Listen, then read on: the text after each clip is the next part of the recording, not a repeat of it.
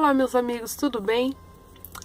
Estou eu aqui mais uma vez para compartilhar com vocês uma mensagem um tanto simples, mas da qual eu gostaria que você meditasse junto comigo. Você já se viu naquele dia onde você se achou incapacitado para realizar alguma coisa? Você recebeu talvez uma tarefa no trabalho, ou você se viu diante de uma situação que só você poderia resolver, algum problema familiar do qual você não via solução. Sabe, muitas vezes nós nos vemos e acabamos nos comparando com outras pessoas e acabamos pesando um pouco as nossas capacidades, as nossas limitações, as nossas realizações. E ficamos ponderando se nós conseguiremos ou não seguir adiante em determinados fatos, em determinados casos, em determinados problemas e ocasiões. E você também já deve ter sido muito desafiado na sua vida, não é mesmo? Olhado de forma torta por algumas pessoas e as pessoas duvidaram da sua capacidade. Você já deve ter passado por alguma situação da qual as pessoas poderiam falar assim: aquele ali não vai chegar tão longe, não é mesmo? Nós costumamos medir as pessoas, medir as suas capacidades, medir as suas realizações pelo aquilo que nós vemos no rotineiro, no cotidiano. E nós muitas vezes não imaginamos que as pessoas são capazes de coisas muito maiores do que nós muitas vezes pensamos. Mas também nós costumamos muitas vezes nos limitar e não avaliamos o quanto nós podemos ir longe em determinadas coisas por medo, por temor da incapacidade nossa. Mas olha que coisa interessante. Deus enxerga em nós uma capacidade muito maior do que as nossas próprias limitações. Sabia disso? Nós muitas vezes olhamos ao longe e não enxergamos o tanto que nós podemos ir ainda.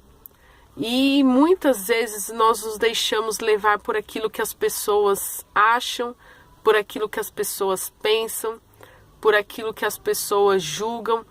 Muitas vezes nos limitamos pelo nosso passado, pelo nosso cotidiano, pelos nossos afazeres. Mas olha que coisa interessante. Moisés foi chamado por Deus para libertar o povo do Egito. E ele se achava incapacitado até mesmo de falar com Faraó. E Deus falou assim: já que você se acha tão incapacitado assim, leve Arão, seu irmão, para ir com você, que ele vai falar por você. Então, tudo aquilo que eu vou dizer que você deve falar. E no final das contas, Arão foi, falou com Faraó, mas chegou uma hora que Moisés não tinha o que fazer. Ele tinha que falar, ele tinha que tomar a frente, ele tinha que ser o líder, ele tinha que resolver os problemas, ele tinha que dar a cara a tapa e seguir no propósito que Deus tinha falado para ele. Moisés foi um dos maiores líderes do povo de Israel. Ele conseguiu libertar o povo da escravidão do Egito. Mais adiante, quando Moisés morreu, Deus chamou Josué para tomar o lugar de Moisés na liderança do povo. E Josué era novo, se achava incapacitado também. Mas lá em Josué, no capítulo 1, no verso 9, o próprio Deus o encoraja dizendo: não te mandei eu? Esforça-te, tem de bom ânimo, não te assombres e nem te espantes, porque eu serei contigo por onde quer que tu fores. E Josué foi e venceu batalhas e guerras e foi um vitorioso e um conquistador na liderança do povo de Israel. Elias se achava incapacitado para pregar no meio de uma geração corrupta, Mas Deus o animou mesmo em meio à depressão. E talvez você esteja passando por uma depressão hoje, viu? Elias, chegou uma hora que Elias queria morrer, porque ele se achava o único seguidor de Deus no meio de uma terra pagã, uma terra iníqua, uma terra corrupta. E Deus falou para ele assim: escuta, Elias, você não é o único não, viu? Mas mesmo que você fosse o único, você deveria seguir adiante. E Elias então acabou se levantando e seguiu em frente e descobriu que tinha inúmeras outras pessoas que pensavam como ele. E às vezes você pode estar se achando sozinho nesse mundo. E Deus hoje tem a palavra para você de que você não está sozinho. Se a sua família te abandonou, se os seus amigos te abandonaram, Deus não te abandonou. E existem inúmeras outras pessoas que Deus ainda vai colocar no meio do seu caminho para te fazer companhia nessa jornada, para te dar força e fé para que você possa continuar. Jonas não queria pregar para o povo de Nínive, porque ele achava o povo tão corrupto que ele achava que tudo aquilo que ele fosse falar não fosse surtir efeito.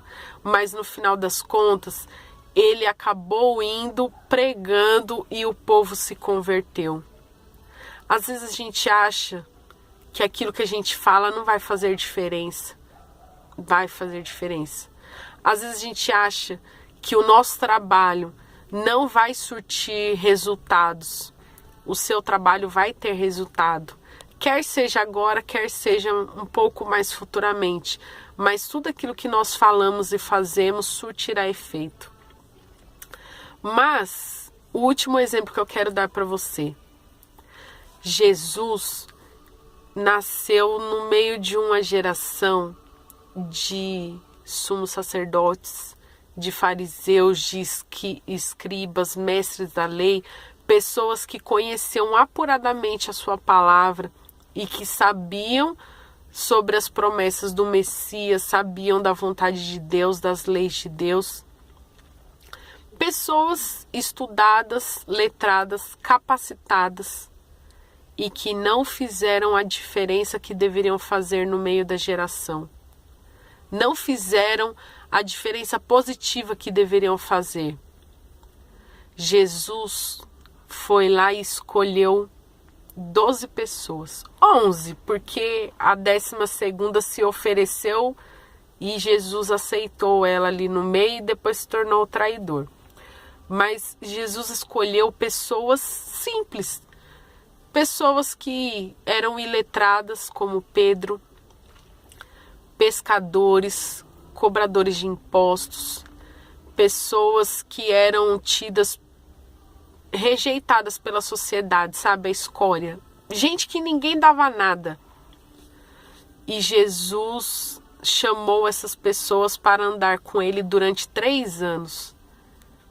Capacitou, instruiu, orientou, mas não pela simples palavra, mas pelo exemplo, pelo amor, pela paciência, pelo perdão. Não só na vida dessas pessoas, mas na vida de outras pessoas com quem Jesus teve contato. Mas o que eu quero chegar é que esses 11 discípulos que estiveram com Jesus, eles aprenderam, foram transformados, foram capacitados, e eles que eram tidos ignorantes pela sociedade, foram o que fizeram a diferença no cristianismo como nós conhecemos hoje. Foram eles que fizeram a revolução naquela sociedade e mais tarde a sua influência se estendeu a todo mundo. O que eu quero dizer é que você pode ser um ignorante, um rejeitado, uma escória. Você pode não ser valorizado. As pessoas não podem dar R$1 por você hoje. Deus deu o seu filho por você.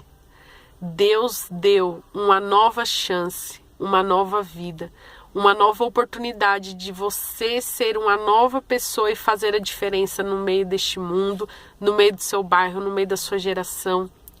Deus hoje quer te convidar a ser uma nova criatura, mas principalmente a fazer a diferença onde quer que você for.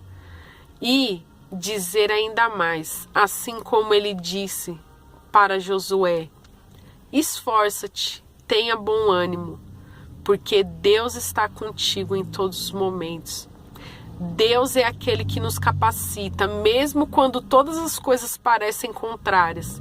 Deus é aquele que nos orienta, que nos motiva, que nos capacita, que nos impulsiona, que nos direciona. Deus é aquele que faz a diferença na vida de cada pessoa. Se você está passando por um momento de depressão,